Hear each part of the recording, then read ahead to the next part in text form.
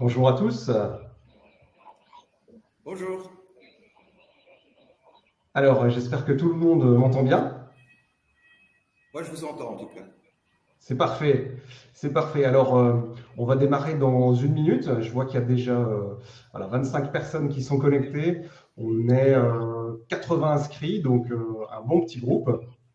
On va essayer d'aborder toutes les questions liées au comportement et à la sécurité aujourd'hui en présence de Philippe Dilewski. Alors, Philippe, merci d'être parmi nous. Mais merci de m'avoir invité surtout. Alors, on est ravis de vous avoir pour ce sujet-là.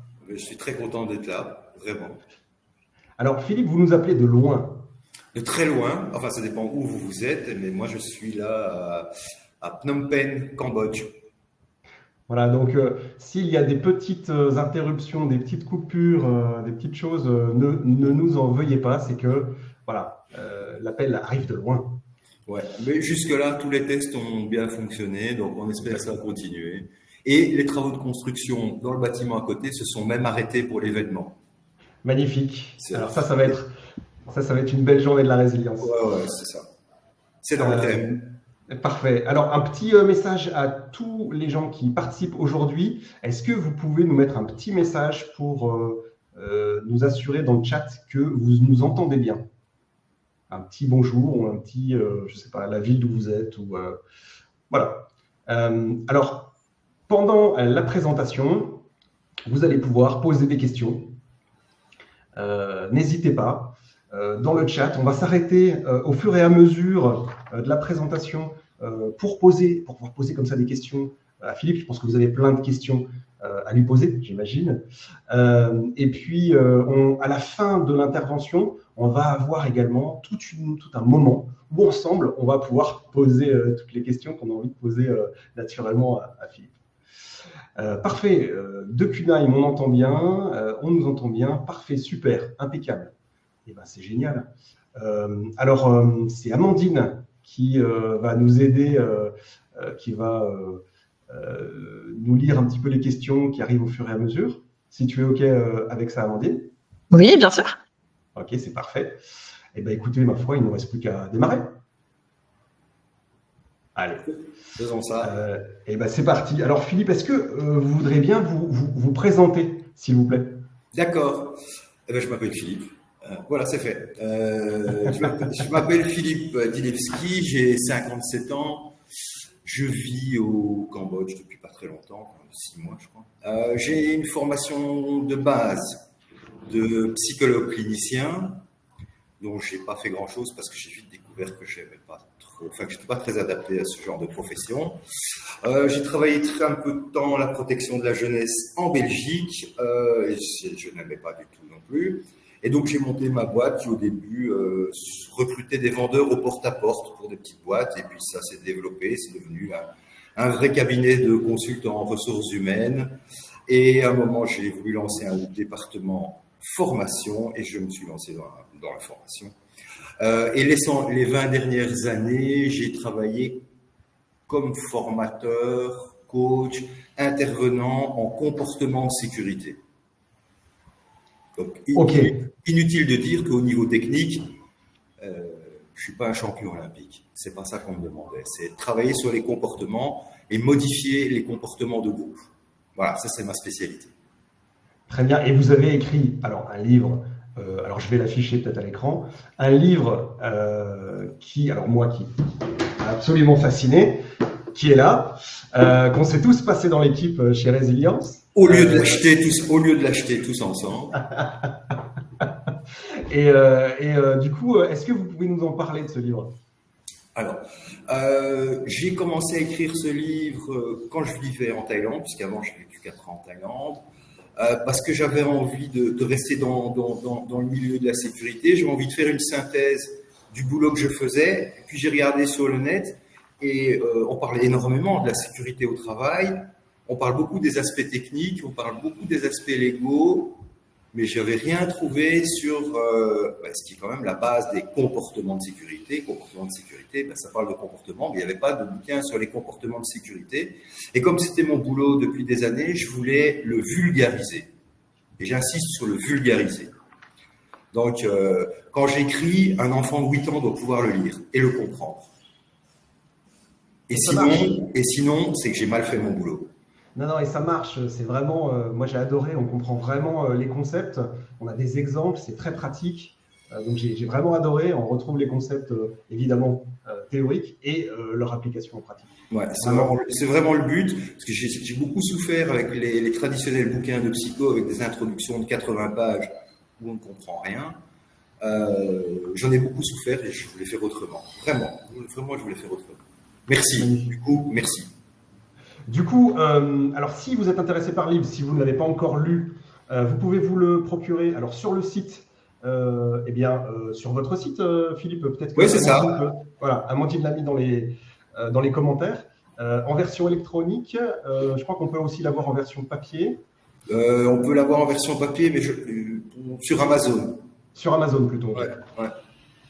Alors, pour ceux qui ont un budget limité, je vous encourage la version électronique qui est un petit peu qui est plus abordable. Et comme ça, au moins, l'argent n'ira pas à Amazon. Hein, voilà. Directement à Philippe. Dans ma poche pour remplir mon frigo cambodgien. Parfait. Alors, j'avais prévu de vous présenter Résilience après ça, mais on va éviter parce que la plupart des gens qui sont ici nous connaissent. Vous savez qu'on est des consultants.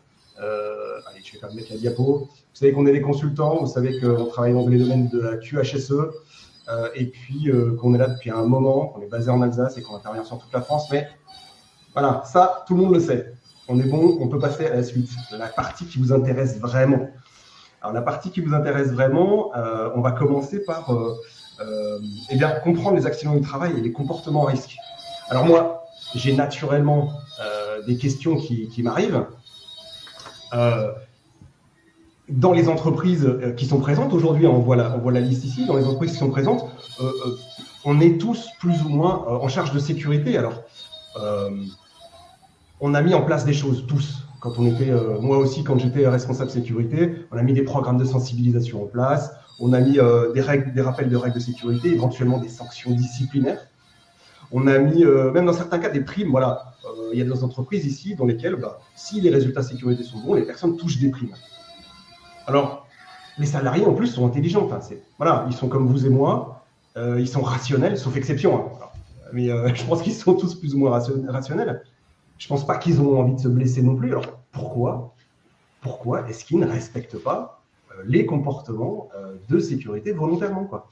Bon, alors avant de répondre à cette question, je vais déjà présenter mes excuses à tout le monde.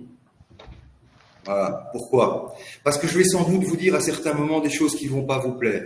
C'est-à-dire vous dire que des choses que vous faites peut-être depuis des années, ça ne marche pas, et les répéter, ça ne marchera pas mieux. Mon but n'est bien entendu de blesser personne, c'est d'apporter ma toute petite pierre à l'édifice. Voilà. Alors pourquoi est-ce que les gens ne respectent pas les règles de sécurité? Il y a des tas de raisons, mais la raison la plus souvent évoquée, les raisons les plus souvent évoquées, à savoir, ils sont complètement infantiles, sous-entendu, ils sont bons comme des balais, ne sont pas les bonnes raisons, bien entendu. Est-ce que les travailleurs ont parfois tendance à se comporter comme des enfants? Oui, et pour une seule raison, c'est parce qu'ils sont traités comme tels. Ils sont des adultes dès qu'ils quittent leur lieu de travail. Et certains ont même des responsabilités en dehors de leur lieu de travail. Alors pourquoi est-ce qu'ils ne respectent pas les consignes de sécurité? La première des raisons, ce sont des raisons tout simplement humaines auxquelles tout le monde ici obéit. À savoir, quand on vous oblige à faire quelque chose, vous rechignez à le faire, même si vous estimez que c'est bon pour vous. Voilà. Tout ce qui est obligatoire provoque le rejet, même si c'est bien. Ça, c'est une chose. La deuxième, elle est typiquement occidentale, et là, elle est basée sur une grosse erreur, un fondement qui est totalement faux. Dans notre culture, on essaie de convaincre les gens avec des arguments. On essaye de toucher la pensée des gens. C'est-à-dire qu'on va leur expliquer pourquoi mettre un casque, c'est bon pour leur tête. Mais bon, ça fait longtemps qu'ils le savent.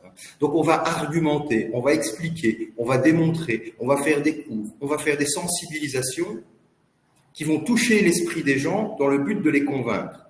Or, ça ne marche pas pour une raison qui est basique, à savoir qu'il n'y a pas de lien entre ce que je crois et ce que je fais. Je sais, ça a l'air incroyable, mais tous les gens qui sont ici le vivent au quotidien. Il n'y a pas de lien direct, sûr, entre la pensée et l'action. Donc ça, c'est une des grandes légendes de la pensée occidentale qui peut s'écrouler. Et pour ceux qui sont sceptiques, je les comprends, je peux vous le démontrer assez facilement si c'est nécessaire et utile.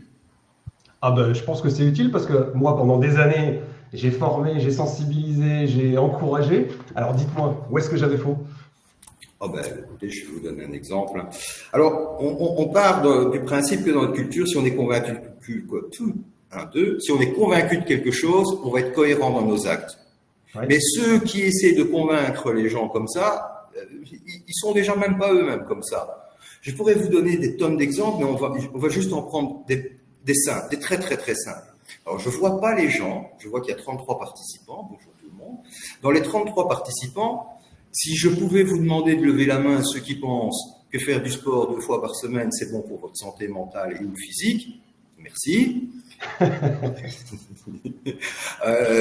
J'en aurai sans doute 27 qui vont lever la main. Voilà, ça c'est la pensée. Alors, à partir du moment où je vais vous demander qui parmi vous, mesdames et messieurs, fait du sport au minimum 2 fois par semaine, ben, j'en aurai pas 27, j'en aurai 10, 12, 15. Vous voyez, il n'y a pas de cohérence entre la pensée et l'action. Je sais que faire du sport, c'est bon, eh bien, j'en fais pas. Voilà. Je pourrais vous dire, un comportement qu'on voit souvent. Si je vous demande, qui pense que téléphoner au volant ou envoyer un texto au volant représente un danger pour la sécurité? Bah, là, il n'y a pas photo. Tout le monde lève la main. Et puis après, je vais demander qui parmi tout le monde ici, durant, disons, les 3 derniers mois, a donné un coup de fil au volant, voilà, ou envoyer un texto. Ben, j'aurai des gens. Je suis le premier. Ouais. Qui parmi vous, mesdames et messieurs, pense que donner son sang au moins 1 fois par an est un acte de civisme? Ben, voilà. Alors, comme j'ai fait cet exercice régulièrement, je sais que 90% des gens, ils font ouais, c'est un acte de civisme, c'est bien, mais. Et après, je demande, ben oui, mais qui donne son sang au moins 1 fois par an? Ben, j'en ai 1 sur 10. Eh ben, mon boulot, c'est de transformer la différence entre celui qui le fait et ceux qui pensent que c'est bien de le faire. Ça, c'est mon travail. Ok. Et ça marche.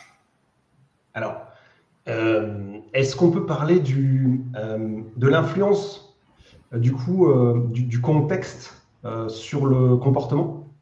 Alors, encore une fois, c'est pas notre personnalité qui a une influence sur le contexte, sur nos comportements, excusez-moi.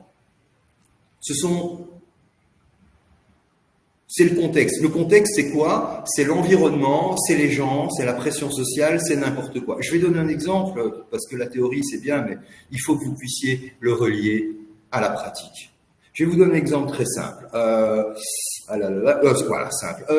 Je suis dans un restaurant le midi tout seul, ça arrive, hein, aller au restaurant le midi tout seul, c'est pas déprimant.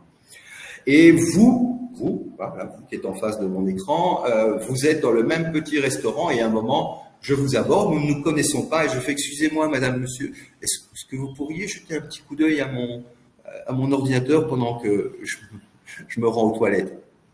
Voilà. C'est un acte peu engageant, il y a 98% de chances que vous disiez oui. Ok? À ce moment-là, il y a un comparse qui rentre dans le restaurant et qui essaye de prendre l'ordinateur. Qu'allez-vous faire? Ah, je vais sans doute m'y opposer, je pense. Comme pratiquement tout le monde. C'est-à-dire que vous allez risquer votre vie pour un inconnu juste parce que vous avez dit 1 minute avant, oui, je veux bien jeter un coup d'œil, parce que vous pensez que ça vous engage à rien. Mais vous vous êtes engagé librement, sans contrainte, sans récompense, vous l'avez décidé vous-même, et quand il y a un gros molosse, parce qu'on emploie des gros molosses évidemment, rentre dans le resto pour prendre le PC, enfin l'ordinateur portable, alors vous n'allez pas vous jeter sur lui, mais vous allez faire excusez-moi monsieur, c'est à vous cet ordre. Vous risquez votre vie. C'est-à-dire que en modifiant le contexte, je vous ai transformé en héros prêt à mourir pour moi. Alors que si je vous avais pas demandé, monsieur, madame, est-ce que vous voulez bien jeter un coup d'œil à mon PC, le molosse qui rentre dans le restaurant part avec le PC sans le moindre problème. Ça a été démontré des tas de fois. C'est ça l'influence du contexte, et c'est une bonne nouvelle. Ça veut dire que vous tous qui êtes là, ben, si vous modifiez le contexte, vous modifierez les comportements. Et c'est aussi simple que dans la vie de tous les jours. Si le soir, vous rentrez à la maison et que votre moitié est dans la cuisine, vous donnez un coup de pied dans la porte de la cuisine et vous gueulez « Qu'est-ce qu'il y a à bouffer ce soir ?» Vous n'aurez pas la même soirée que si en rentrant, vous arrivez avec un bouquet de fleurs, une bonne bouteille ou des pralines. Vous voyez, c'est vous qui avez le pouvoir de modifier le contexte. Ça dépend de vous et c'est une très bonne nouvelle. C'est-à-dire que tant que ça ne marche pas, c'est que vous n'avez pas encore trouvé le bon moyen, c'est tout. Ok.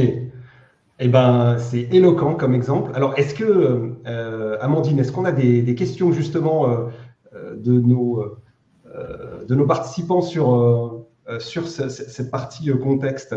Est-ce que tu vois des questions arriver? Non, pas pour le moment. Ok, super. Bah, on va continuer du coup. N'hésitez pas, hein, allez-y. Hein, s'il y a des questions, je vois qu'il y a des gens qui sont en train de taper. Allez-y, on écoute sagement. C'est marqué, on écoute sagement. Super.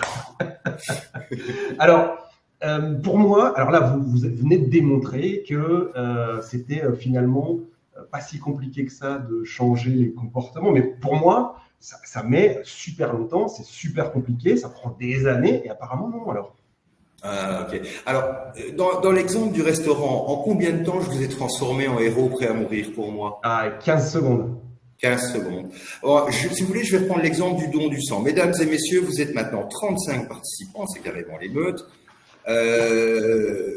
Si je vous demande à vous 35 participants, qui pense que donner son sang une fois par an, c'est un acte de civisme, j'en aurai disons 32, ok? Et probablement 3 donneurs effectifs. Donc mon boulot, c'est de transformer la différence entre 32 et 3 pour qu'ils deviennent des donneurs de sang. Ben, qu'est-ce que je vais faire? Je vais les réunir dans une salle. Là, je ne vous vois pas, donc je vais avoir du mal à vous capter. Et faire, mesdames et messieurs, je suis vraiment très heureux de voir qu'il y a 32 personnes dans cette salle qui pensent que donner son sang, c'est un acte de civisme. Vraiment, c'est génial. Eh bien, j'ai une bonne nouvelle pour vous, mesdames et messieurs, parce qu'en sortant de cette salle, il y a justement l'organisation d'une collecte de sang. Donc, c'est une bonne nouvelle. Alors, ceux qui le veulent, je vais leur distribuer un formulaire. Ceux qui le veulent s'inscrivent sur le formulaire pour donner votre sang à la sortie de cette intervention. Attention, c'est pas parce que vous avez levé la main pour dire que donner son sang est un acte de civisme que vous devez vous inscrire sur la liste. Vous êtes totalement libre de le faire ou pas. De toute façon, si vous ne le faites pas, il n'y aura pas de conséquences. Vous ne serez pas puni. Vous n'aurez pas de mauvaise note. Et si vous le faites, la seule récompense que vous aurez, c'est peut-être que vous aurez un demi-sandwich qui vaut le quart d'un jambon beurre de gare. Je l'ai vu, il n'est pas terrible. Même pour un sandwich de gare, non, pas terrible. Donc, vous vous inscrivez sur la liste si vous voulez, vous inscrivez pas sur la liste si vous voulez pas. Je fais passer la liste. Avant de faire passer la liste, je voudrais, par curiosité, je voudrais lever la main ceux qui veulent s'inscrire sur la liste. Allez-y dans le chat, dites tous ceux qui veulent s'inscrire sur la liste. Mettez un pouce ou allez-y, faites-le vraiment. C'est un petit peu biaisé. Oui, c'est l'utilisation de l'effet de groupe. On y revient après, Sandrine. Oh, quel suspense. Suspense. Ouais, bah ça va, c'est bon. C'est bon. Il y aura trop de sang dans le couloir. Alors, comme j'ai fait cette expérience vraiment en animation régulièrement, je passe d'un taux de 10% de donneurs de sang dans un groupe, de 10% effectifs, à 30%. C'est-à-dire que je multiplie les résultats par 3 en 5 minutes. Alors, une autre légende culturelle, tout aussi fausse que la précédente, est que pour changer les comportements, il faut du temps. Mais par 2 fois, je viens de vous démontrer avec des exemples de la vie de tous les jours que c'est faux. Vous changez les comportements en 5 minutes.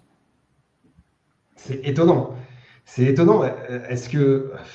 Je vais répondre à Catherine qui dit que ce n'est pas encore un comportement d'engagement. À partir du moment où la personne lève la main et ensuite s'inscrit sur la liste, si c'est un comportement d'engagement. Avant, ce n'est pas encore un comportement engageant, vous avez raison. Et alors, Anne nous demande, est-ce qu'on peut avoir un exemple transposable en entreprise? Alors ça, c'est un exemple que vous avez fait en entreprise. Hein. Oui, tout à fait. Oui. Ok, super. Alors, ouais, on voit quelques questions Alors, arriver. mais je comprends le sens de la question. Quand la personne demande transposable en entreprise, c'est en sécurité au travail. Ok. Oui, ça a été fait. Par exemple, dans un atelier, on a observé que 20% des travailleurs portaient tout le temps ou souvent leur protection auditive. Mhm. Voilà. On a créé un questionnaire, 5 questions.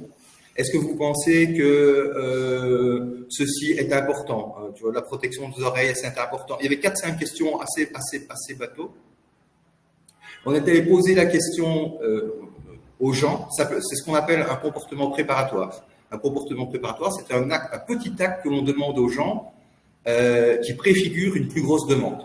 Et donc, demander aux gens de répondre à 5 questions, bah, c'est comme garder mon PC quand je vais aux toilettes. 98% des gens disent, bah oui, je vais bien répondre à tes 5 questions. Les gens répondent aux 5 questions, et déjà, rien qu'après avoir répondu aux 5 questions, on observe sur le terrain, juste avec le petit acte préparatoire, qu'il y a un plus grand nombre de gens, rien que là, qui portent leur protection auditive. Ah oui. Une autre façon de faire, et ça je l'ai fait régulièrement en pratique, c'est on met toute une série de protections auditives sur la table. Et ça, parmi vous, il y en a déjà des tas qui l'ont fait, mais ils ne sont pas allés jusqu'au bout de la démarche d'engagement. Ok. On demande aux travailleurs de choisir la protection qui leur convient le mieux. Et ça, je sais que parmi vous, il y en a qui l'ont fait aussi. C'est sûr, c'est sûr. C'est la dernière étape qui est la plus importante. Parce que tant qu'ils disent « Ah oui, c'est bien ah oui, comme ça, c'est bien. Ah ouais, non, celle-là, c'est chouette », il n'y a pas d'engagement, c'est la pensée. Ok. L'engagement est la clé du changement de comportement. Et donc, à un moment, je fais « Ah oui, mais vous trouvez ça bien, mais vous comptez le porter ou pas ?» Alors, et je précise, je suis un consultant extérieur. Hein. Moi, que tu le portes ou que tu le portes pas, je dis pas que je m'en fous pas du tout. Mais j'ai pas de pouvoir, je vais pas te punir, j'ai même pas le pouvoir de te donner de récompense. Donc, tu me dis que tu vas le porter, c'est pour me faire plaisir ou tu vas vraiment le porter? Et à la seconde où la personne dit « Non, non, je vais vraiment le porter », vous constatez que le lendemain, les gens les portent. Alors, non, on n'obtient pas un score de 100%, mais on va passer de 20% de comportement attendu à peut-être 50 ou 60% de comportement attendu. Et lorsque vous passez le seuil des 50%, ça veut dire que ça devient le modèle majoritaire. L'effet de Oui. copiage fera le reste. Ah, ok. Donc l'effet de groupe dont parlait tout à l'heure Catherine, je crois, hein, c'est ça? L'effet de groupe, c'est que, alors en France ou en Belgique, on n'aime pas dire ça parce qu'on est tous des grands rebelles à l'esprit individualiste, etc. Mais non, pas du tout. Nos comportements sont principalement calqués sur celui des autres. Donc, quand je vois que la majorité des autres, ils portent leur protection auditive, qu'est-ce que je fais? Je les porte. Et quand les petits nouveaux arrivent et qu'ils voient les gens qui portent les protections auditives, ils les imitent. Les petits nouveaux, ils imitent les anciens. Donc, ils vont les porter. Donc, modifier les comportements, c'est pas arriver à 100%, c'est arriver à avoir une minorité puissante ou une petite majorité. Ok, compris. Donc, il n'y a pas besoin de leur faire peur, c'est comme dans les campagnes de sécurité routière. Donc, ça, Non, c'est le genre de truc qui ne marche pas. Pas du tout. Ok. Ça marche pas du tout. La pire campagne de sécurité routière que j'ai vue, elle a été réalisée en Belgique. Elle est championne du monde. Puisque nous imitons les comportements des autres, il y a un chef de pub qui a une bonne idée. Il avait mis un panneau devant des travaux et sur ce panneau, il était marqué 68% des gens ne ralentissent pas avant ce tronçon en travaux. Et vous? Le message qu'il envoie, c'est puisque la majorité des gens, ils accélèrent. Allez! Et effectivement, on a pu observer une augmentation de la vitesse moyenne sur le tronçon. On n'a pas été déçus. Dommage. On était à 2 doigts de réussir, mais non, dommage. Ok. Alors, pour répondre à une question, le comportement engageant, c'est lorsque la personne s'engage, par exemple en remplissant le document, à donner son sang. Alors, vous devez savoir que lorsque les gens s'engagent librement, sans récompense, ni contrainte, et en public, la majorité du temps, ils sont cohérents dans leur comportement, c'est-à-dire qu'il y a très peu de changements de comportement. Contrairement aux comportements qui sont obtenus par les récompenses ou les contraintes. Vous avez beaucoup de modifications en cours de route. Et c'est durable? Et c'est très durable. En fait, le sentiment de liberté qui est la méthode la moins utilisée pour motiver les gens à la sécurité est ce qui marche le mieux. Mais c'est normal. Nous avons grandi comment? Nous tous ici. Nous avons grandi avec des parents qui nous punissaient ou qui nous récompensaient. Oui. C'est tout. Alors plus tard, on fait la même chose. Il n'y a pas de miracle. Alors, je ne dis pas que les récompenses sont toujours inutiles ou que les punitions sont toujours inutiles. Mais si vous voulez motiver les gens dans le domaine de la sécurité, ça ne marche pas. Ok, Ça marche pas bien. Pas bien du tout. Ok, c'est pour ça qu'on a des échecs, des gens qui cachent les accidents pour quand même toucher la prime au cas où, etc. etc. Ouais. Ça, je l'ai vu chez plein d'entreprises où je suis intervenu, où il y avait ce genre de primes et qui ont été supprimées. Elles ont été supprimées dans les endroits où je suis allé travailler. Et dans une des boîtes où je suis allé travailler, ils l'ont réinstaurée. Et le gars qui m'a dit on la réinstaure, il m'a dit j'obéis aux ordres. C'est tout. J'obéis aux ordres. Alors dans les endroits où il y a des primes pour non-accident, vous observez qu'effectivement, alors c'est réel, il y a moins d'accidents de travail. Donc sur le papier, ça marche. Ouais, il y a moins de déclarations d'accidents. Il y a moins de déclarations. Simplement, quand il y a des blessés, ils disent qu'ils sont tombés à la maison. Ou alors c'est des petites blessures qui risquent de devenir des grosses blessures et on ne les déclare pas. Donc les primes ont vraiment un effet très très très négatif. Ok, compris. Alors ça va vraiment remettre en question un certain nombre de pratiques. Je connais un certain nombre d'entreprises qui sont dans cet état-là et qui pensent qu'effectivement, et moi j'ai été le premier à penser qu'en mettant une prime, on pourrait améliorer les comportements des gens. Ouais. Non, sûrement. Alors les primes, ça marche très bien avec les vendeurs, c'est très efficace, parce qu'on leur demande un comportement principal qui est de vendre plus. Ok. Voilà, donc ça marche. Avec des gens dont l'activité principale, c'est de fabriquer quelque chose et le comportement qui est attendu, c'est de le fabriquer en toute sécurité, les primes de non-accident de travail, ça fait en sorte que les gens ils veulent la prime à tout prix. Évidemment. Ok, ça fait sens, ça fait sens, je pense. Très bien. Est-ce que dans le chat, on a des questions? Je suis en train de regarder. Je vois pas plus de questions. J'en ai vu passer, mais ça allait vite. Je les ai ratés. Il n'y a pas de questions et puis ça a été répondu au fur et à mesure. Donc, Magnifique. Donc Francis nous dit, je confirme, les primes ont un effet pervers. Ok, je ne sais pas s'il y a d'autres personnes qui l'ont constaté également, si vous voulez commenter. Alors ce qu'on fera, c'est qu'en fin de session, on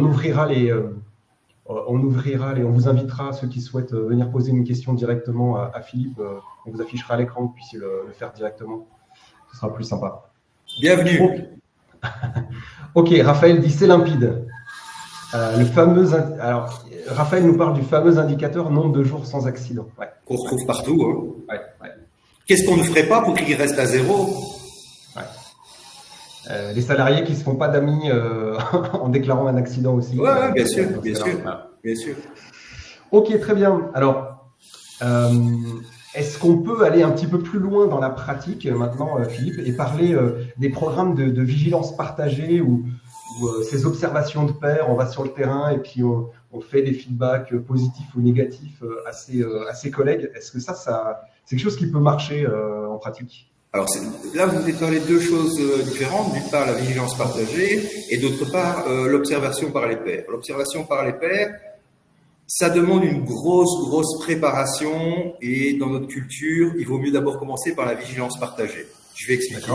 Bon, d'abord, qu'est-ce que c'est quoi la vigilance partagée? Je pense que tout le monde, plus ou moins, a une idée précise de ce que c'est. Je résume. La vigilance partagée, c'est je fais attention à la sécurité des autres, quel que soit le niveau hiérarchique, et toujours avec bienveillance.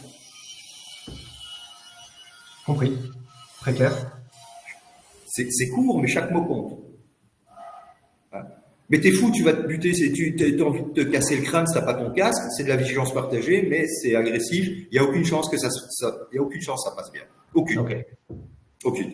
Et donc, la vigilance partagée, lorsque on fait par exemple des initiations à la vigilance partagée, où j'ai vu beaucoup d'entreprises qui faisaient des initiations, on explique pendant 10 minutes, un quart d'heure, et vous voyez les gens qui font « Ah ouais, c'est bien ». Et vous voyez personne qui intervient parce qu'il y a des mécanismes sociaux qui font que psychologiques et sociaux qui font que les travailleurs n'interviennent pas, y compris quand ils voient un de leurs collègues se mettre en danger. Alors il y a certains qui vont le faire, mais j'ai moi-même fait des expériences dans certaines entreprises, et effectivement le taux d'intervention spontanée là était de 0, et le client était très fâché et il pensait qu'il travaillait avec une bande d'abrutis. Alors que non, c'est juste des mécanismes psychosociaux qu'on peut donc modifier. Donc, comment est-ce qu'on peut faire en sorte que les gens fassent attention les uns aux autres, qui est vraiment une très bonne façon de développer la sécurité au travail. Oui. Parce que dire aux gens qu'ils doivent être attentifs tout le temps, c'est bien gentil, mais c'est comme dire fumer, c'est pas bon pour la santé, boire non plus. Ben oui, merci, je sais. Il faut que je sois attentif tout le temps au boulot. Ouais, je sais. Ah, mais ça veut rien dire. On est tous distraits. Si on arrive à implémenter je fais attention aux autres et je sais que les autres vont faire attention à moi, ben les accidents diminuent. C'est aussi simple que ça. Mais il y a des freins. C'est quoi les freins? Si vous dites la vigilance partagée est un acte de civisme, voilà un mot qui revient pour la deuxième fois, de solidarité qui vise à s'aider les uns les autres, intellectuellement, tout le monde se dit « Ah bah oui, c'est bien ». Mais l'expérience des travailleurs en entreprise, c'est qu'ils le confondent avec la délation. Ah. Déjà, ils le confondent avec de la délation. Pourquoi? Parce qu'ils en ont fait l'expérience. Que des cadres ont été obligés, pour améliorer la sécurité, de rapporter des cas. Et pour rapporter des cas, ils dénoncent. Du coup, la vigilance partagée est souvent, ça dépend des entreprises, d'abord perçue comme un acte de dénonciation. Ils ne veulent pas. Ensuite, dans notre culture, c'est le chef qui fait les remarques. C'est pas moi le chef, moi j'ai rien à lui dire, mais il va mourir. Ah ben c'est un problème, c'est un adulte. Ah ben non. Donc vous avez toute une série de mécanismes de freins dont on peut rire et se moquer, mais une fois qu'on a fini d'en rire ou de s'en moquer, on n'a pas résolu le problème. Voilà. C'est quoi la solution? Eh ben, on fait des tests sur les gens qui sont présents dans la salle. En fait, le but d'une animation, contrairement à ce que je suis en train de faire maintenant, c'est de faire en sorte que les gens posent des actes pendant une animation. Ouais. Et par exemple, je vais prendre des participants avec des opérateurs et je vais dire tiens, quand tu dis quelque chose à ta femme et que tu lui dis j'en ai marre que tu fasses ça, qui est quand même une phrase relativement banale dans un couple. Question, as-tu déjà vu une seule fois que ta femme changeait positivement de comportement? Juste une seule fois dans ta vie? Bon, déjà, j'ai tout le groupe avec moi tout de suite. Là, ils se disent, ouais. Parce que quand on parle de leur femme ou de leur mari ou de leurs enfants, tout de suite, le niveau d'attention monte. Elle dit, si tu veux que ça marche, il vaut mieux le dire d'une certaine façon. Mais avant d'apprendre à comment le dire, la vigilance partagée, c'est oser le dire. Et donc, on demande aux gens, tiens, parmi vous, mesdames et messieurs, quand c'est des opérateurs, c'est surtout des messieurs, mais il y a de plus en plus de dames. Mesdames et messieurs, si vous voyez un collègue qui ne respecte pas une consigne de sécurité que vous estimez importante, parce que c'est vous qui décidez, ou qui se met en danger, dites-moi, et vous êtes libre, si vous n'êtes pas d'accord de le faire, ne le faites pas, ne levez pas la main juste pour me faire plaisir, je suis rien du tout. Qui, quand il verra un collègue qui se met en danger ou qui ne respecte pas une consigne de sécurité que vous estimez importante, le lui signalera gentiment. Levez la main ceux qui le font, vont le faire. Ne levez pas la main ceux qui savent très bien qu'ils ne vont pas le faire. J'ai une majorité de gens qui vont lever la main parce que la vigilance partagée à la base, c'est vraiment quelque chose de gentil. J'emploie le mot gentil parce que j'aime les gens gentils, moi. C'est gentil. C'est juste gentil. Ça me rapporte rien. C'est bienveillant, quoi. C'est bienveillant, voilà.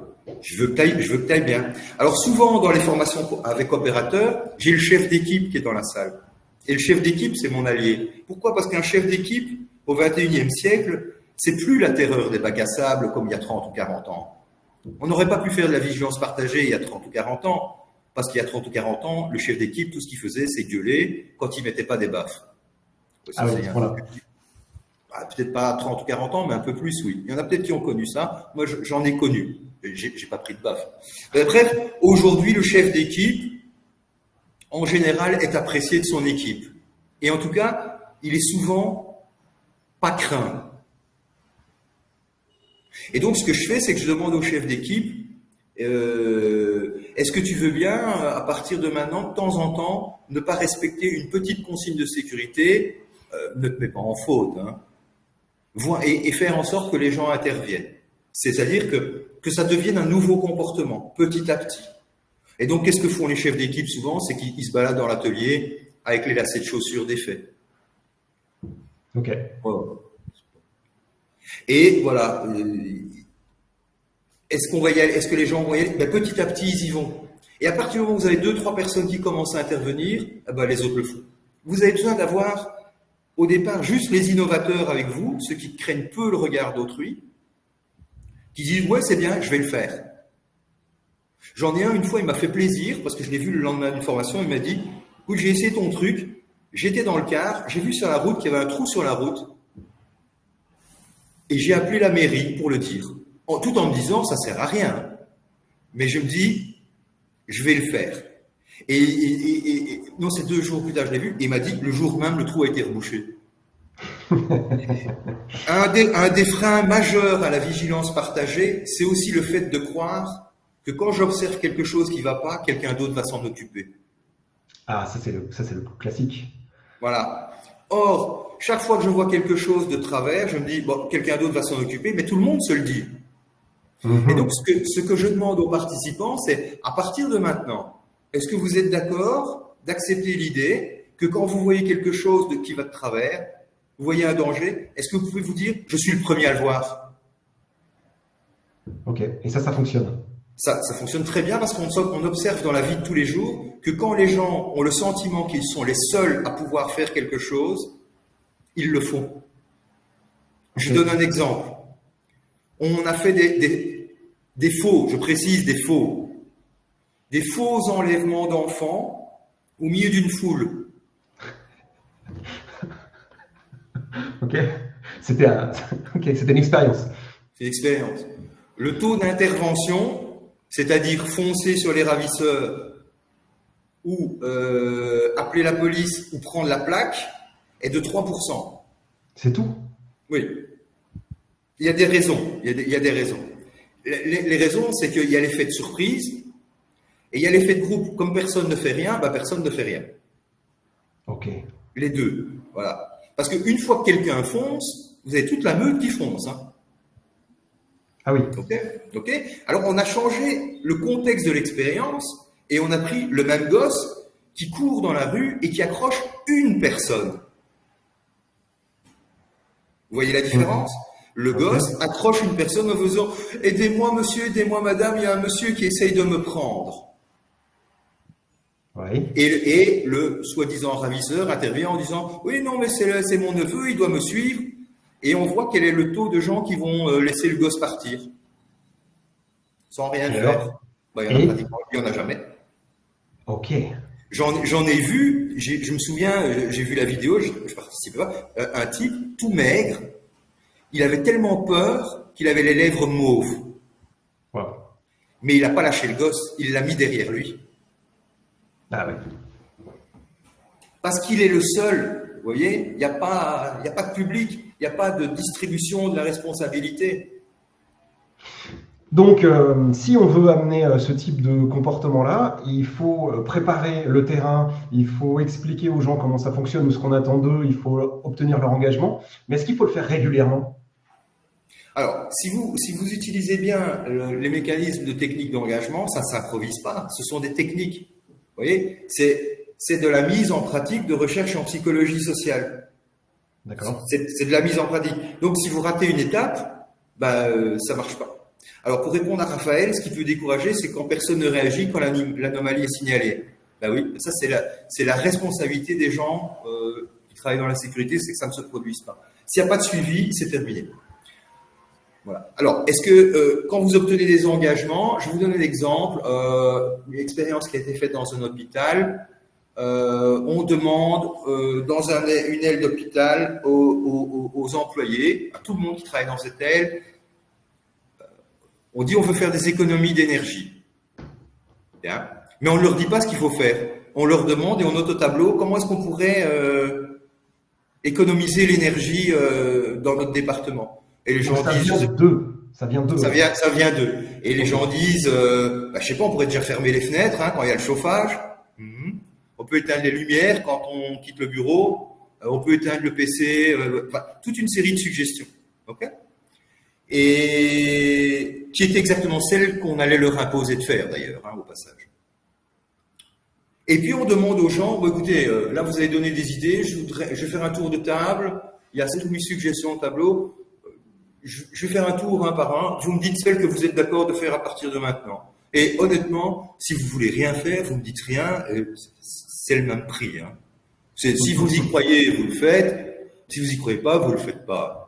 Le premier mois, on a constaté 35% d'économie d'énergie. Ah ouais. Voilà. Considérable. Ouais, c'est considérable. Et le plus intéressant, c'est que ça augmente avec le temps. Ah oui. Ça diminue pas du tout. C'est que le début en fait. C'est que le début. Pourquoi? Mais tous les gens qui sont ici, ils le vivent. Il y en a ici, ils vont au boulot, mais ils sont responsables, ils sont bénévoles pour l'association machin chouette, pour lesquels ils se crèvent pour pas un rond. Et c'est quoi? Ils l'ont décidé librement parce qu'ils pensent que ce qu'ils font a du sens et que c'est important. Et leur récompense, c'est pas des billets de banque. Ils sont beaucoup plus engagés à cause de ça. Ok. Tout le monde le constate. En fait, la psychologie sociale, c'est de la psychologie du terroir. C'est le bon sens, en fait. C'est le bon sens de constater que je fais des trucs depuis des années qui marchent pas bien, que je sais parce que je le vois autour de moi, il y a des trucs qui marchent, mais on les emploie pas parce que je sais pas pourquoi on les emploie pas. Parce que les autres le font pas, ou c'est pas dans l'air du temps. Mais ça marche. Voilà. Excellent, excellent. Alors, on a parlé des programmes de vigilance partagée. Je sais pas, je vois qu'il n'y a pas d'autres questions, alors je vais me permettre une autre. Vous disiez tout à l'heure que l'observation des pairs, c'était quelque chose de différent. Oui, c'est de la vigilance partagée, mais poussée loin. Parce que vous allez devoir former D'abord, il faut un bon climat d'entreprise pour qu'il y ait de l'observation par les pairs. D'accord, ça ne marche pas si le climat est dégradé. Ouais, non. Si les gens disent, oui, mais mon chef, il dit de le faire, mais lui, il ne le fait pas. Non, ça ne marche pas. Ok. Ici, il n'y a que des tyrans. Ça ne va pas marcher. Les gens vont se dire c'est de l'espionnage. Et ça va vite. Le mal est partout. Alors, l'observation par les pairs, c'est de la vigilance partagée exposant 2 ou 3. C'est-à-dire que vous avez un collègue qui va observer un de ses collègues en train de bosser et lui donner un feedback correctif chaque fois qu'il observe quelque chose qui représente un danger pour la sécurité, mais ça demande quand même quelques conditions. La première, c'est un excellent climat d'entreprise. La deuxième, c'est que le travail observé soit volontaire et au minimum d'accord. La troisième, c'est pas seulement qu'il soit d'accord, mais qu'il voit et qu'il comprenne que c'est pour son bien et pas pour l'emmerder. Et la quatrième, qui est quand même compliquée, c'est que l'observateur doit être extrêmement bien formé à la communication non violente. Ah. Alors, qu'est-ce que la communication non violente vient faire là-dedans? Maman, la soupe, c'est dégueulasse. On ne dit pas la soupe, c'est dégueulasse. Qu'est-ce qu'on dit? Oh maman, je n'aime pas la soupe aujourd'hui. Voilà, ça c'est de la communication non violente. La communication violente, c'est quand vous parlez de l'autre, en termes négatifs bien sûr. Tu es belle ma chérie, ça passe. La communication non violente consiste à partir de son point de vue. C'est-à-dire, plutôt que de dire à quelqu'un je trouve que tu es vraiment grossier, un peu de bonne manière, ça ne te ferait pas de tort, ce qui n'a jamais rien amené de bon dans l'histoire de l'humanité. Vous le remplacez par je et expression d'un sentiment. Écoute, quand tu me parles comme ça, je me sens agressé. Ah, ça fait une vraie différence. Écoute, quand tu montes à l'échafaudage sans ta ceinture, j'ai peur pour toi. J'ai peur que tu tombes. Ok, donc je comprends. Dans votre livre, Philippe, vous dites d'ailleurs que les responsables des animateurs sécurité devraient, ce serait une bonne chose, qu'ils soient formés justement à la communication non violente. Bah, C'est un- c'est-à-dire dans l'expression animateur sécurité, il y a quand même un mot important, hein. C'est animateur. Un animateur, ça passe pas son temps à faire des affiches, ni à remplir des tableaux Excel. C'est bien, Alors, il y a des fois, ouais. c'est bien Internet parce que personne peut me lancer de pierre. Ça va, on aime bien. C'est Non, chouette. mais des fois, c'est ça. Des fois, notre boulot, elle ressemble à ça, à remplir Oui, des oui. questionnaires, à remplir des tableaux Excel. Voilà, c'est ça. Donc, on parle d'animateurs sécurité qui passent 3% de leur temps dans les ateliers. Hum, Non, ça va pas. Non. Alors, c'est pas le cas de tout le monde, hein. Mais évidemment. j'ai travaillé, oui, dans des centaines, ouais, j'exagère pas. J'ai travaillé dans des centaines d'entreprises. Bah oui, la majorité du temps, c'est faire des affiches et remplir des colonnes. Et tout en sachant que ça ne sert à rien. Donc, quel sentiment de vide intense à la fin de la journée. Ah ben, ils vivent pas ça bien non plus, je pense. Non, C'est clair. non, non, non, non, non, non, non, non, non. C'est plus contraint que. Ouais, ouais. Et d'ailleurs, quand j'ai des formations avec des animateurs sécurité qui font beaucoup de campagnes d'affichage, la première chose que je fais, c'est quoi le slogan de l'affiche qui est juste à l'entrée de la cantine? Et ça vous répond? Non. Non. Ok. Ou alors, mettez votre main ici pour agripper la rampe. Ouais, vous voyez, avec les autocollants, c'est bien ça. Et je demande aux gens, c'est quoi qu'il est marqué sur l'autocollant? Et les gens savent pas? Non. Ok. Ils savent que c'est pour mettre la main, hein, mais le slogan, ils ne le connaissent pas. Ok.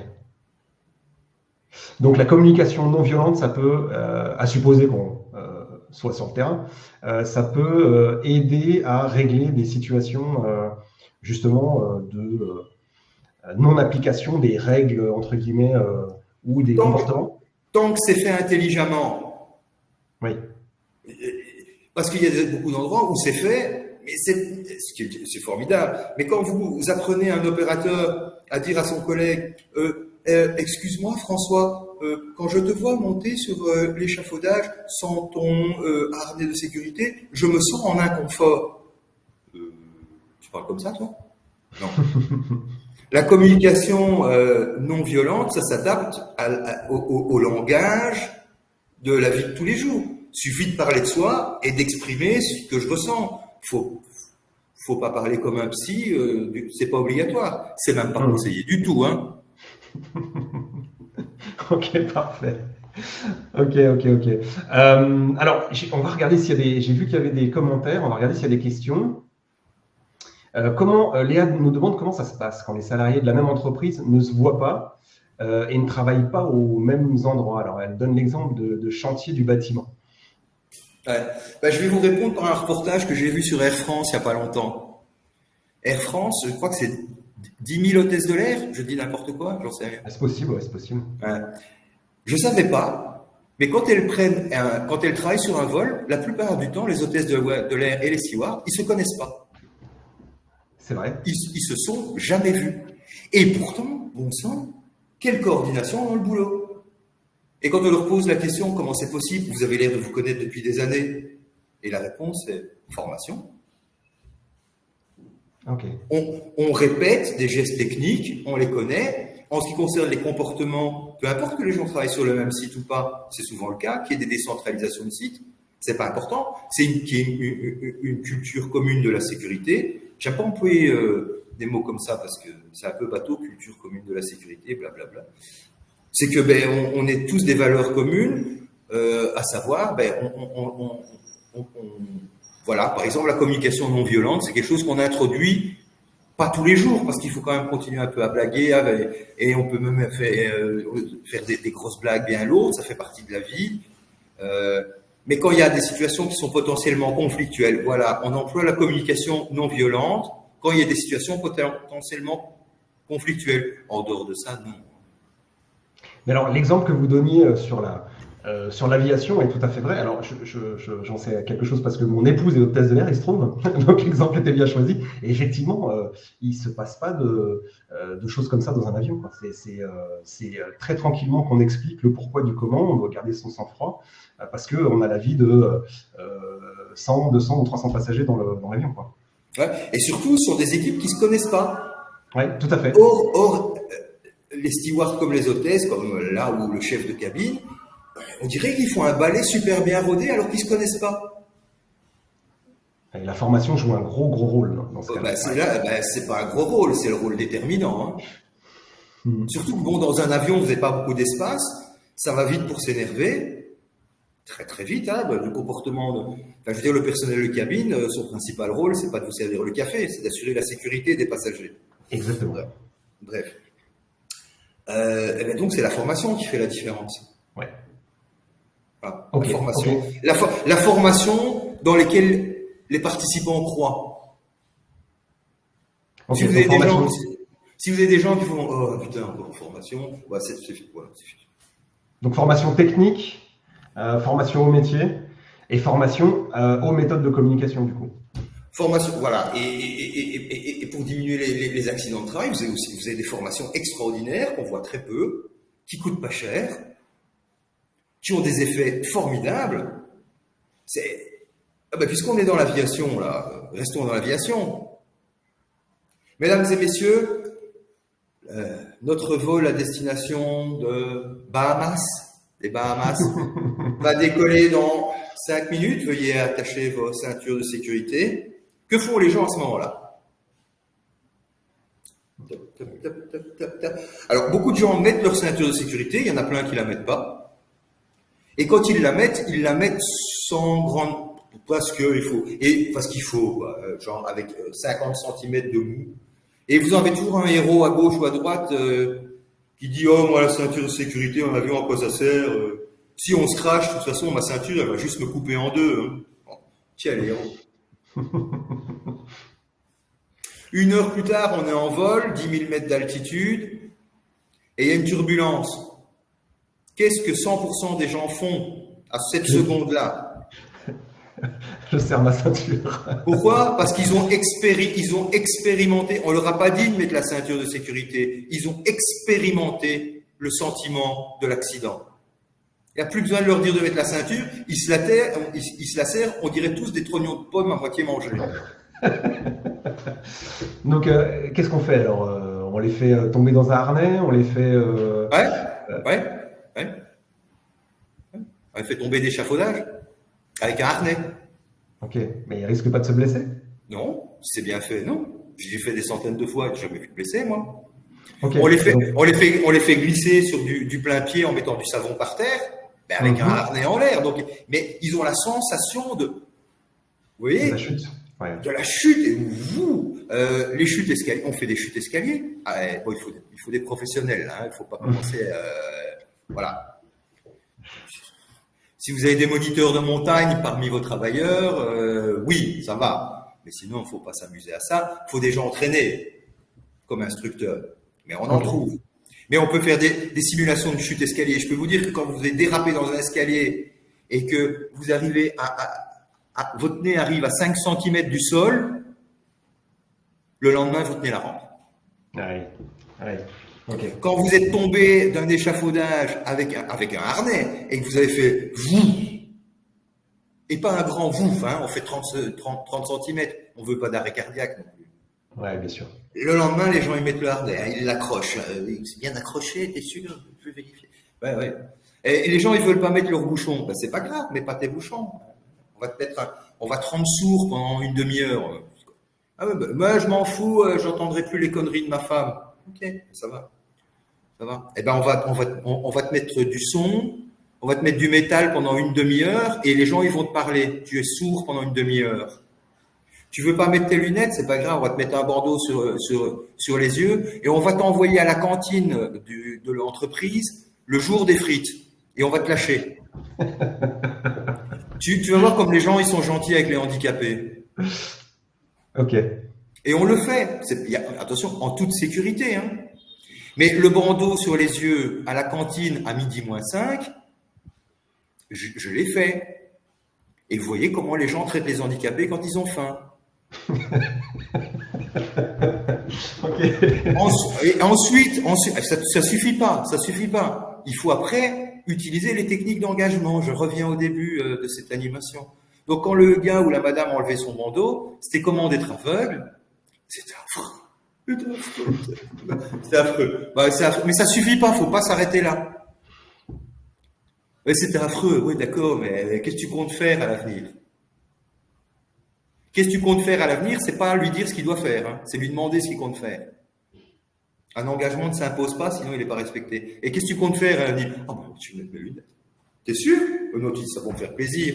Non, non, non, non, non, je veux pas être aveugle, ou je veux pas être sourd, ou il y a des exercices où on fait perdre l'usage des jambes, on vient avec une chaise roulante, et on oblige les gens à aller s'asseoir sur des lunettes de WC à la force des poignets. Ouais, compliqué.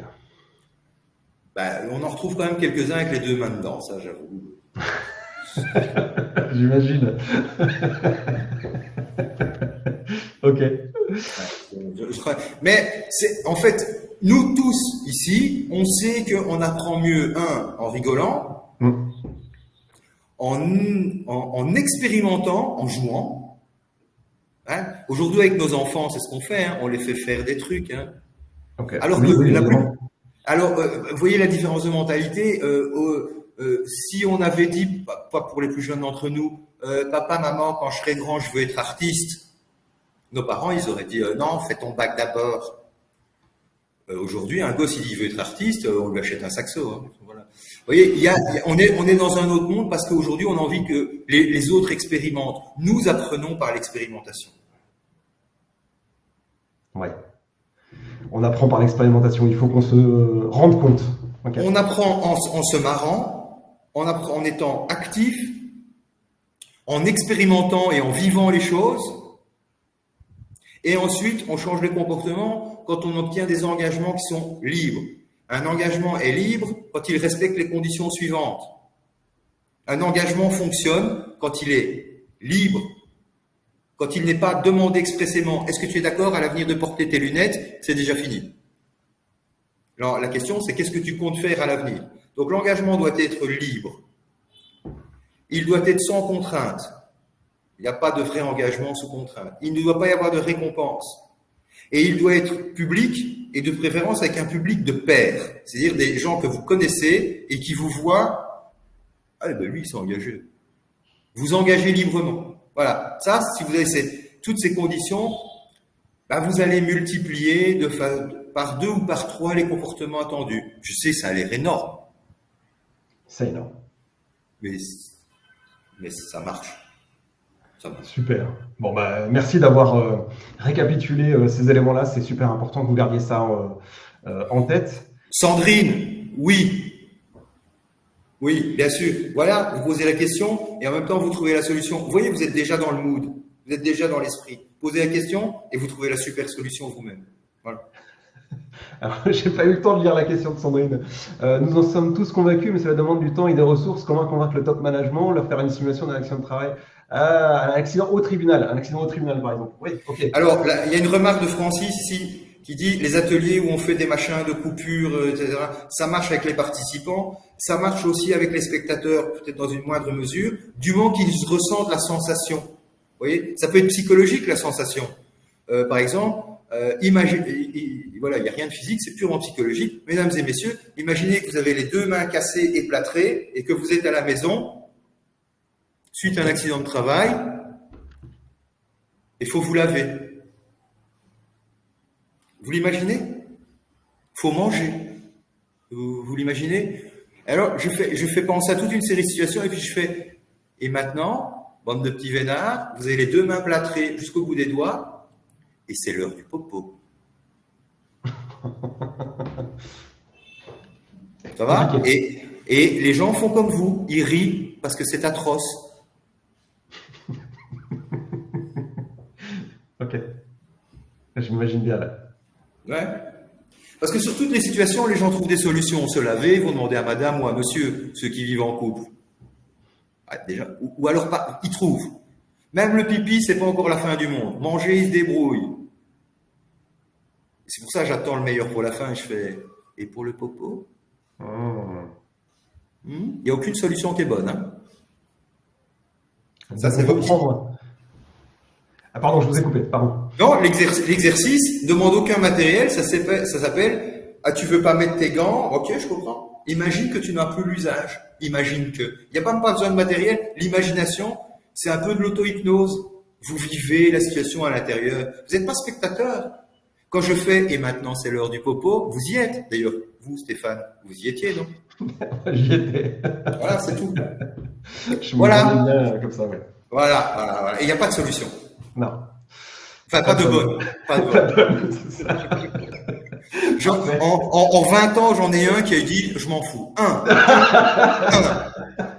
en 20 ans. Avec le popo, il a dit « je m'en fous ». Il a dit « je m'en fous, j'ai un frère jumeau ». Ok. Ça ne devrait pas être son partenaire de vie quand même. Non, mais c'est un jumeau, il s'en fout de tout, au complet. C'est parfait. Bah, écoutez, merci beaucoup. Je crois qu'on a bien abordé le sujet. Vous nous avez donné plein d'exemples, Philippe. Merci beaucoup. Maintenant, je pense que c'est le moment d'appeler les participants s'ils le souhaitent à venir sur scène et puis poser vos questions directement. Alors, est-ce qu'il y a des volontaires? Allons-y. Je regarde si j'ai l'impression que ça ne se bouscule pas au portillon. Communication non violente. Je suis extrêmement déçu. Ah oui. Allez-y alors. Ah voilà. Ça fait réagir. Bon, ça prend peut-être un peu de temps. Il y a peut-être un peu de latence aussi, le temps que les personnes écrivent. Marc, j'y vais. Alors, vous y allez, Marc. Amandine, est-ce qu'il serait possible de mettre Marc parmi nous, de l'amener sur le... Hop là, j'ai fait une bêtise.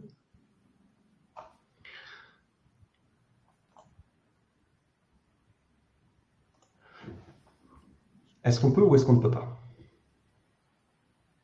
C'est quoi la question sur l'île?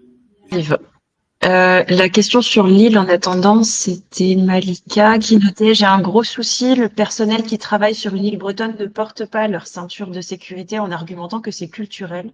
Personne ne porte la ceinture sur l'île, comment obtenir leur engagement? Bon, alors, déjà, comment est-ce qu'on va faire pour que ça ne marche pas? On va les obliger ou on va mettre des primes? Déjà, on laisse tomber. Alors, il y a plein de méthodes pour y parvenir. Je ne dis pas que c'est facile, mais vous allez voir que dans un groupe disons, de 100 personnes, on va prendre 100 personnes, vous avez 10 personnes qui, quel que soit le changement proposé, vont faire « Ah ouais !» dans le bon sens comme dans le mauvais. Hein. Vous voyez, il y a un pays qui envahit la France, vous avez 10% des gens qui, le jour 1, vont faire « Bon, bah, ils arrivent, hein, on va être potes, hein, on va être potes. » Vous voyez, c'est 10% qui s'adaptent immédiatement à la situation. Bien. Donc, dire qu'il n'y a personne qui porte la ceinture de sécurité sur l'île parce que c'est culturel, c'est pas tout à fait vrai. Vous allez identifier des gens qui le portent quand même parce qu'ils ne sont pas très sensibles au regard des autres ou que ce sont des précurseurs. Le premier boulot, c'est de trouver les précurseurs. C'est pas dire qu'ils doivent porter la ceinture, ça sert à rien. Ce que vous direz sera toujours moins fort que la culture locale, toujours. La pression sociale est plus forte que quoi que vous fassiez. Mais vous devez bien vous dire que, par exemple, les gens qui avant, ils travaillaient sur le fait des églises, j'ai oublié comment ça s'appelait là. En Belgique, ça s'appelle des monteurs voltigeurs pour travailler sur les toits des églises. Ils ne montaient pas s'ils n'avaient pas bu 20 bières. Ah oui. Voilà. Je pense que ça devait être pareil en France. Hein. Ou peut-être uniquement en Bretagne. Non, en Alsace aussi, Ok. Ok, aujourd'hui, ils ne le font plus. Ça faisait partie de la culture locale, ça a été modifié. Comment est-ce qu'on fait? Alors, parfois, on utilise la pression, on utilise le règlement, ou bien on utilise ce qu'on appelle des ambassadeurs. Les ambassadeurs, ce sont les premiers qui trouvent que mettre la ceinture, c'est bien. Et qui vont petit à petit propager la bonne parole. Alors, est-ce que ça se fait en une semaine? Je sais pas. Mais la première chose, c'est de trouver ceux qui sont déjà d'accord que porter la ceinture, ça augmente leur sécurité. Vous verrez qu'il y en a plus que ce que vous ne croyez. Il y en a beaucoup qui vont dire « je ne le fais pas parce que ça ne se fait pas ici, on passe pour un couillon. » Donc, si je comprends bien, hein, communication non violente, reformulation, donc si je comprends bien, en fait, tu voudrais mettre ta ceinture de sécurité, mais tu ne le fais pas parce que tu as peur du regard des autres. C'est bien ça. Et oui, vous en avez un de plus qui va porter la ceinture. Parce que quand vous faites ce genre de reformulation, vous obtenez des modifications de comportement. Les clés de la communication non violente, c'est d'une part, effectivement, parler de soi, mais d'autre part, c'est d'avoir la capacité d'écouter les autres sans les juger, sans se moquer et en reformulant ce qu'ils disent. Donc, si je comprends bien, tu voudrais porter la ceinture de sécurité, mais tu le fais pas parce que tu n'as pas envie qu'on se moque de toi. Ben oui, c'est ça. Bien. Eh ben, Vous incitez alors la personne à le faire. Est-ce qu'elle va le faire? Peut-être que oui, peut-être que non. Vous allez peut-être gagner des petits points. Mais c'est comme ça qu'on modifie les comportements de groupe. Il y a d'autres façons. Il y a d'autres façons. On peut utiliser des techniques de questionnaire, comme j'en ai parlé tout à l'heure, avec des questions sur la sécurité. Je vous donne un exemple. Par exemple, dans un endroit, dans une ville où on avait trouvé qu'il y avait des intentions de vote aux alentours de 35% aux prochaines élections, le simple fait de demander aux gens « avez-vous l'intention de voter ou pas ?» on a remarqué que le groupe à qui on avait simplement posé la question augmentait le taux de vote de vote réel de 10%. Ah, ce sont des petits engagements. Des petits engagements. Et par exemple, commencer à faire des questionnaires pas du tout méprisants, pas du tout condescendants, pas du tout donneurs de leçons, mais des questionnaires qui sont relatifs à la sécurité, au port de sécurité. Tiens, combien de personnes portent la ceinture? Vous la portez pas? Enfin voilà, réfléchir à un questionnaire, je ne sais pas vous l'improviser comme ça. Je peux y travailler après, hein, c'est pas un souci, avec grand plaisir. Déjà, le fait de pouvoir parler français pendant 1 heure, je me délecte. C'est mes vacances à moi. Donc oui, il y a des choses à faire. Alors vous pouvez trouver de la littérature sur tout ce qui est communication non violente. Et alors, il faut bien employer le terme. Hein. Vous tapez sur Google technique d'influence. C'est pour le dire poliment et encore être un peu politiquement correct. Parce que je ne vais pas employer le gros mot. Si je vais l'employer, manipulation. Ok. Alors, la manipulation, c'est bien parce que tout le monde pense que ça marche sur les autres. Ça marche très bien sur moi. Moi, ça m'arrange parce que tant que les gens ils pensent que ça marche que sur les autres, moi, j'ai du boulot. Ok. Bon, je ne sais pas si ça répond à la question. C'était une question de qui? C'était une question de Malika, je crois. Hein. Oui, c'était une question de Malika. C'était Malika, elle a dit merci. Voilà. Mais je trouve que Malika est quelqu'un de très bienveillant parce que j'ai voulu répondre de façon succincte. Peut faire mieux. Alors, et du coup, il y a maintenant, elle me propose un gros cas d'école. Trouver la solution en 2 minutes. Non, on n'en est pas là. J'ai des pistes, voilà. J'ai lancé des pistes, mais on peut faire mieux, Malika, je vous le garantis. Eh bien, on va passer alors à Marc, du coup. Bonjour, Marc.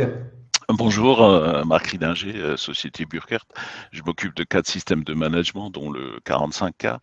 La première remarque que j'avais à faire, je pense que l'adhésion des personnes marche pour chaque système de management, que ce soit la qualité, l'environnement ou la santé sécurité. C'est la même chose.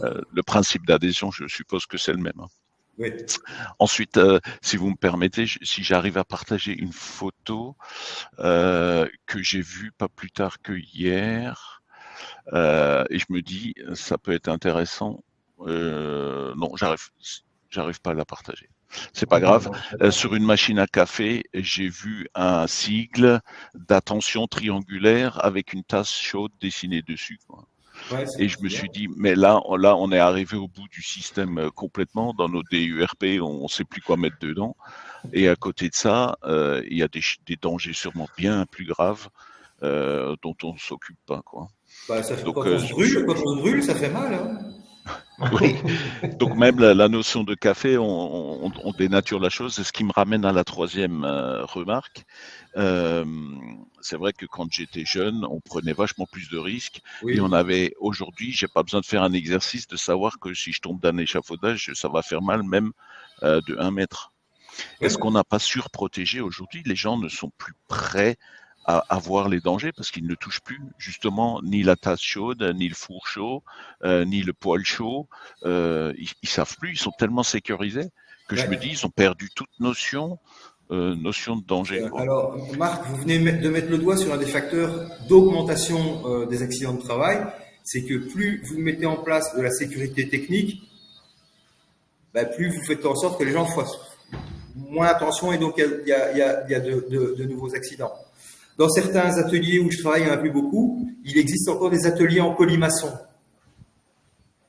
Personne ne tombe jamais. C'est aussi simple que ça. Il faut automatiquement prendre la rampe sur un colimaçon.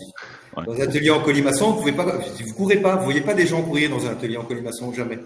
Par contre, dans les beaux escaliers en marbre avec des belles rampes, oui, les gens galopent. Donc, oui, il y a un moment, la surprotection, ça cause des dangers. C'est pour ça que mon travail, c'est pas du tout technique, c'est un travail sur les comportements. Et donc, comme vous le constatez, moi, je suis un adulte qui s'adresse à des adultes. Je n'infantilise pas les gens. Je m'adresse à des adultes. Et ça fait la différence, parce que c'est les gens qui sont responsables. Dans la vigilance partagée, on ne dit pas aux gens, vous devez faire attention à vos collègues. Ben, si vous voulez le faire, vous le faites. Si vous voulez pas le faire, vous ne le faites pas. Hein, c'est votre décision d'adulte. Rendre les gens adultes, c'est les mettre en sécurité aussi. Ben, ça, il y a du boulot dans les grandes entreprises. Voilà. Ouais, je confirme, il y a du boulot. Merci. Merci. Avec plaisir, merci à vous. Je vois qu'il y a quelqu'un qui a posé plusieurs fois la même question et en plus, je ne la comprends pas, la question. C'est Manon, je crois. C'est ça. En parlant d'indicateurs, des idées d'autres indicateurs que le taux de fréquence à manager pour suivre notre progression. Alors Manon, si vous voulez venir sur scène pour poser la question, parce que là, on a un petit doute. On va voir Sandrine. Sandrine, je constate que les gens ont tellement d'injonctions dans leur travail qu'ils ont perdu le bon sens, le gros bon sens qui est essentiel à la sécurité au travail. Effectivement, ouais, c'est un sujet qu'on a abordé. Oui, je crois que... Ouais, plus vous donnez d'injonctions, plus les gens sont perdus. L'inconvénient de l'autorité comme technique de management, c'est pas que ça marche pas. Ça marche au contraire extrêmement bien, mais il faut deux conditions. Voilà, elles sont simples et universelles. Il faut que la peur soit terrifiante et constante. Voilà. Donc, si vous voulez être dictateur, il faut que vos sujets soient absolument terrifiés tout le temps. Il faut pas se relâcher et ça coûte cher. Voilà. Ok. Alors peut-être qu'il y a quelqu'un d'autre qui veut venir sur scène pour poser une question. Si Manon, je sais pas si Manon est en train d'arriver ou pas. J'ai vu Elena avec la place des sanctions. Ah oui, alors Elena nous dit bonjour à tous. Je ne sais pas si cela a été abordé, mais quelle est la place des sanctions dans la modification des comportements? C'est très efficace, je pense, jusqu'à l'âge de 7-8 ans. Ok. Infantilisant, donc pas nécessairement. Non, ça marche pas. Ça marche très bien sur les enfants parce que vous créez un conditionnement qui est basé sur la peur et qui peut être durable. Mais pour tous les gens ici qui ont des enfants de plus de 11 ans, vous voyez bien que quand vous les punissez, ça marche plus. Ceux qui les apprennent, c'est à vous mentir et à se cacher, c'est tout. Rien d'autre. Tout comme vous, qui êtes ici participants, quand vos parents, quand vous étiez adolescents, vous a interdit des choses, il y en a quand même très peu d'entre vous qui ont vraiment obéi. Si vous ne pouviez pas sortir, il y en a quand même parmi vous qui sont passés par la fenêtre ou qui ont dit je vais étudier chez Olivier alors qu'ils étaient en boîte. Voilà. Ça peut arriver, effectivement. Ouais. On est d'accord. Ok. J'espère que ça répond. Alors je crois que c'est Manon d'abord. Fabrice, on va laisser Manon s'exprimer en premier. On vous écoute. Bonjour, vous m'entendez? On vous entend très bien. Oui, ma question, c'était au moment où on parlait des taux de fréquence et du nombre d'accidents ou de jours sans arrêt, on sait que le TF, c'est quand même un indicateur national et suivi par beaucoup de gens. Donc, moi, j'essaie de m'en éloigner et d'éloigner, du coup, mes dirigeants là-dessus. Mais la question, c'était... les entreprises sont managées quand même par des indicateurs qui leur permettent, en fait, d'évoluer et de suivre leur progression. Et du coup, je cherche, et vous en avez trouvé certains, mais j'aimerais avoir votre avis sur qu'est-ce qu'on peut faire pour travailler et montrer la progression. Parce que si on avait un indicateur qui permettrait de comptabiliser les accidents évités, ce serait magnifique, mais ça n'existe pas. Si, ça existe, mais chaque fois que vous avez un indicateur officiel, il sera biaisé par sa propre existence. Je sais pas si c'est clair. Mais ça, je suis d'accord, mais on peut pas s'en soustraire par rapport à nos obligations. Et du coup, c'était ma question, c'était d'élargir le travail sur, ok, on peut suivre les presses accidents, les situations dangereuses, on fait notre pyramide, mais je me demandais là dans notre cohorte si d'autres avaient trouvé d'autres indicateurs qui permettraient justement d'améliorer ça. Oui, l'indicateur de bonheur au travail. Et vous mesurez comment? Avec des questionnaires, avec... Il n'y a pas grand monde qui l'utilise et à première vue, ça fait un peu bobo. En réalité, plus les gens sont contents au boulot, plus ils sont ouverts à peu près tout, à vrai dire. Oui, mais c'est du coup un indicateur one-shot sur un moment. Oui. Et du coup, ça peut être biaisé par le moment de la journée bien passée ou les Oui, 2 c'est derniers vrai. mois. C'est Donc vrai. du coup, C'est c'est un vrai. indicateur qui peut être intéressant, mais qui est pas pérenne si on veut le C'est vrai. suivre C'est vrai. régulièrement. Alors je vais sûrement vous décevoir en termes d'indicateurs qui seraient vraiment bien. Je sais pas. Mm. J'ai pas mieux. Voilà. Si j'ai pas mieux, je dis rien. Et Ouais, j'ai ouais, pas non, mieux. mais j'entends parce que j'ai pas trouvé non plus. Mais J'ai pas mieux. J'ai pas mieux. merci. Bon, c'est parfait. Manon, une autre question? Ça va, je laisse les autres. Il y a quelques personnes qui veulent intervenir. Parfait. Eh ben, merci beaucoup. Alors, on va Merci. passer à Fabrice, du coup. Oui. Bonjour, Fabrice. Bonjour Bonjour. Fabrice. Bonjour. Bah déjà, en fait, moi, je voulais faire un petit kiff perso. Je vous suis depuis longtemps sur LinkedIn. Et voilà, enfin, moi, ça rejoignait vraiment. Avant, j'étais formateur en prévention des risques professionnels. Et ça complétait un petit peu l'approche que moi j'avais. C'est plutôt une prolongation plutôt qu'une question. Vous avez abordé la psychosociologie. Moi, je vous avoue que j'étais plutôt sur les questions sociologiques parce que j'ai fait une licence sciences de l'éduc et je suis arrivé sur la santé-sécurité un petit peu par hasard. Et c'est vrai que les motivations intrinsèques, vous en avez parlé un peu en filigrane, on retrouve Bandura un petit peu dans ce que vous dites. Et moi, j'ai toujours eu un public d'intervenants sur site chimique masculin. Et là où beaucoup dans le monde de l'information vont faire croire que c'est un lieu d'échange, un lieu un peu de bonheur, de sortie, en fait, on se retrouve plutôt, si on tombe les masses sur un lieu de conflit sociologique avec un savoir qui est scientifique, écrit, rationnel, dans une salle, donc un lieu fermé, face à des acteurs qui agissent dans un milieu ouvert, qui ont une culture, on va dire, un peu du bon sens paysan, une culture orale, une aversion parfois à l'autorité, on va dire Souvent. juridique, et on est dans un savoir juridique, et en fait, on est dans un lieu de conflit sociologique, en fait, et du coup, je trouve que ça complète un peu votre approche, c'est-à-dire que ça va nous servir à aller chercher des motivations intrinsèques. Et voilà, moi je me suis toujours appuyé dans mon approche sur des auteurs comme Bernard Lahire, je ne sais pas si vous connaissez, qui a travaillé sur les cultures écrites et les cultures orales. J'avais travaillé ça dans l'école primaire, je l'ai transposé dans mon approche professionnelle à la prévention des risques professionnels.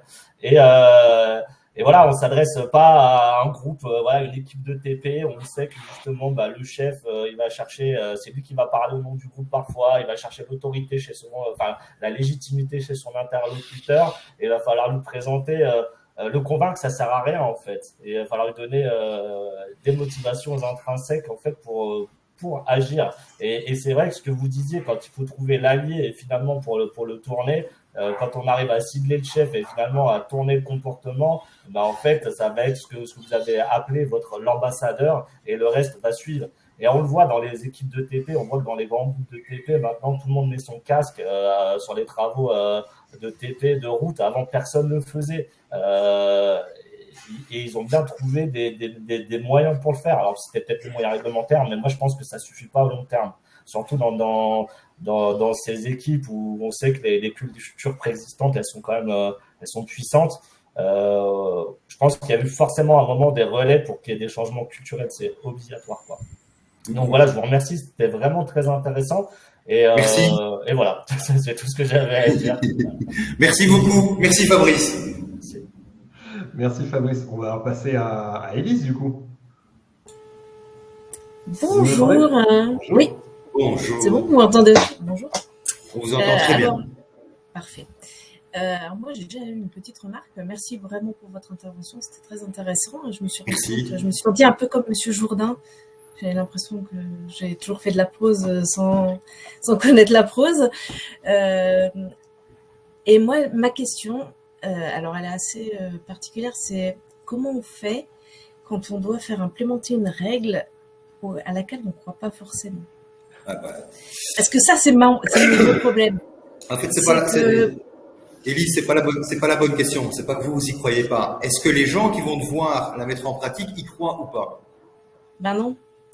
Et alors autant quand j'arrive à croire, j'arrive à trouver des arguments pour leur montrer que c'est important, mais par exemple, nous on a une règle, c'est on doit mettre un gilet haute visibilité dès qu'on sort de la voiture sur un site où il y a très peu de circulation. Mmh. Et parce que c'est une règle du groupe, un jour, C'est une règle groupe. Ok. Alors, Parce que c'est une règle usine et nous, on est dans un petit centre de recherche et développement, donc il n'y a pas de circulation. Et les gens ils me disent, mais tu m'emmerdes avec ton gilet, là, j'ai pas envie de le mettre. Et moi, je les comprends parce que moi aussi, il m'emmerde le gilet. Je vais être honnête. Moi non plus, j'ai pas envie de le mettre. On y va, Élise? On y va? Allez, on y va. On y va. Bon, Élise, tout à l'heure, je t'ai vu sur le parking, tu portais pas ton gilet. Je comprends. Franchement, je comprends. Vraiment, je comprends. Il n'y a pas de circulation. Ça m'étonnerait que tu te fasses écraser. Il y a une voiture qui passe toutes les 3 heures. T'as pas envie de le porter, en fait. Ben non. Dis-moi, le souci, c'est que c'est règlement groupe. Je sais. C'est règlement groupe. Alors, moi, j'ai qu'une seule question à te poser, Élise. Une seule. T'es OK? Ouais. Qu'est-ce que je peux faire pour te convaincre de porter le gilet?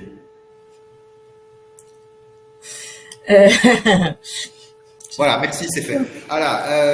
Alors, est-ce que ça va marcher avec tout le monde?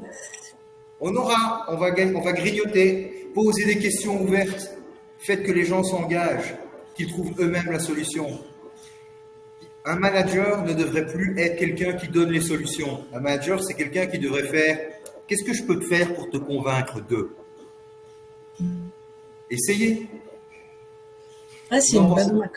Vous en pensez quoi, Moi, Élise? je vais essayer, clairement, parce que moi, je le mets parce que et ça marche pas, vous m'insultez sur les réseaux sociaux. Non. Ce sont les Non, pierres ça, je ne fais modernes. pas. Non, je fais pas Ce ça. sont les pierres Non, mais modernes. moi, je me dis, je le mets même si j'y crois pas, parce que de toute façon, il faut montrer l'exemple. Et on Oui, se doit d'être irréprochable, enfin, quand on fait la prévention. Et mais- l'autre raison, c'est que vous avez encore la chance, c'est que vous allez demander quelque chose qui n'est pas dérangeant. C'est quand même pas dérangeant. Vous sortez de la voiture, vous mettez le gilet. Mais oui. C'est pas dérangeant. Moi, je travaille sur des sites où les managers doivent implémenter des règles vraiment débiles et dérangeantes. Bon, ben, c'est beaucoup plus compliqué. Alors ils disent oui, mais ton métier, c'est de changer les comportements. Non, enfin, oui, mais c'est plus facile de changer les comportements quand les gens, dans leur tête, sont déjà d'accord. Quand ils ne sont pas d'accord, dans leur tête, c'est déjà plus compliqué. Hein. C'est pas impossible, mais c'est plus compliqué. Quand je suis arrivée sur le site, le premier truc, j'ai remis à jour les fiches de poste et puis je fais bon, bah là, il y a écrit sur la fiche, il y a écrit on met les gants. Il fait ah ouais, mais non, mais là, je les mets pas. Je me dis pourquoi tu les mets pas? Bah parce que je peux pas, parce que de la toute petite vis, je peux pas le faire avec le gant. Je fais bon, bah ok, alors si tu peux pas le faire, est-ce que vraiment il y a un danger? Non, donc on va enlever le gant. Il me fait non, mais t'as qu'à le laisser. Bah non. En fait, je vais pas laisser un truc qui sert à rien.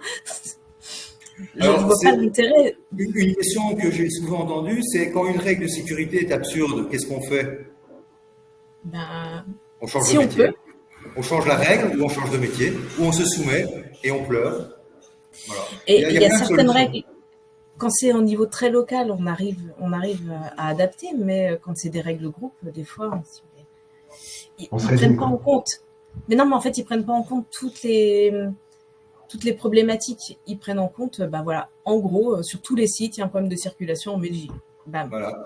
C'est pas comme ça partout. J'ai travaillé pour des molosses de l'industrie avec des milliers de travailleurs et ça m'arrivait de voir que il y avait des règles spécifiques pour chaque atelier. Voilà. Ça s'est pas fait en un jour. Ils ont eu aussi, c'est comme ça dans tous les ateliers. Et puis petit à petit, parce que c'est des gens intelligents. Non, dans cet atelier, on fait pas ça comme ça parce que ça n'a aucun sens. Vous savez quoi, Élise? Votre boulot, Oui. c'est d'être convaincante. J'essaye. Voilà. Et si les gens ne sont pas convaincus, c'est pas de leur faute. C'est de la bière, ouais. J'essaye. Voilà, ça va. En général, je me débrouille pas trop mal. C'est pas du tout pour vous culpabiliser, c'est le contraire, c'est pour vous encourager. Vous imaginez la somme de pouvoir que vous avez. Merci. Avec plaisir. Bon, bah, c'est parfait. Merci beaucoup, Élise, pour l'intervention. Merci, à bientôt. À bientôt. Alors, est-ce qu'on a d'autres questions? Je crois qu'on est arrivé au bout des questions. Sauf si... alors, Amandine est en train de taper. Alors, on a passé tous ces sujets-là. On est arrivé à la fin de nos questions et de nos réponses. Certains doivent nous quitter, donc parfait. Je pense qu'on va en rester là, Philippe, si vous êtes d'accord. Non. Ah, ok, restons encore 2 heures. Merci tout le monde. J'espère que voilà, j'espère plein de choses qui sont bien pour vous, que ça a éveillé votre intérêt, d'après ce que j'ai vu, c'est le cas, que vous n'êtes pas tout nouveau dans ce secteur et que certains d'entre vous ont déjà lancé des actions qui sont relatives à la matière que nous commençons à voir ensemble. Donc voilà, c'était un très très très très très grand plaisir d'être avec vous aujourd'hui. Merci beaucoup. Il y a oui. une petite question qui s'est calée. Il y a Malika qui demande quelle intervention vous pouvez faire en entreprise. C'est comportement de sécurité. N'oubliez pas que je suis à Phnom Penh aussi. Je vais pas. Voilà. Tout ce qui est relatif à l'amélioration des comportements de sécurité, c'est valable aussi pour l'environnement, parce que c'est les mêmes techniques. Environnement, c'est pareil. Qualité, c'est pareil. Alors, soyons clairs que je ne vais pas venir en France juste pour passer la journée. C'est pas impossible que je rentre quelques semaines. Déjà, je suis pas français, donc c'est pas en France, c'est en Belgique. Sinon, on peut organiser avec Stéphane des coachings en ligne. C'est pas du tout un problème. Okay. Non seulement c'est pas un problème, mais moi ça me ferait vraiment plaisir. Eh bien, parfait. Écoutez, Malika, Élise, voilà, vous savez, on va se parler, on va s'organiser. Merci à tous d'avoir participé, en tout cas. Il y a des demandes sur les replays. Les replays vont vous être envoyés automatiquement à la fin de la session. Si vous avez des questions, vous avez nos coordonnées. Où est-ce qu'on peut vous contacter, Philippe? Est-ce qu'on peut vous contacter sur LinkedIn? Vous pouvez me contacter sur LinkedIn à condition que vous sachiez écrire mon nom. Ah, mais il est marqué là. Il est marqué normalement. Il est marqué. Sur LinkedIn, il n'y a pas mon adresse email, parce qu'on peut aussi me contacter sur. Si vous voulez, pas osé la mettre, je ne savais pas si. On n'a pas osé. On peut la mettre? Oui, vous pouvez la mettre.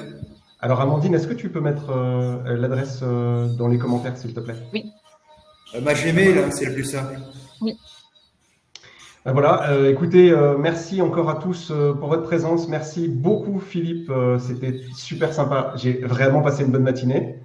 Moi aussi. Je vous souhaite à tous une bonne journée, un bon week-end et puis à bientôt. Au revoir la France.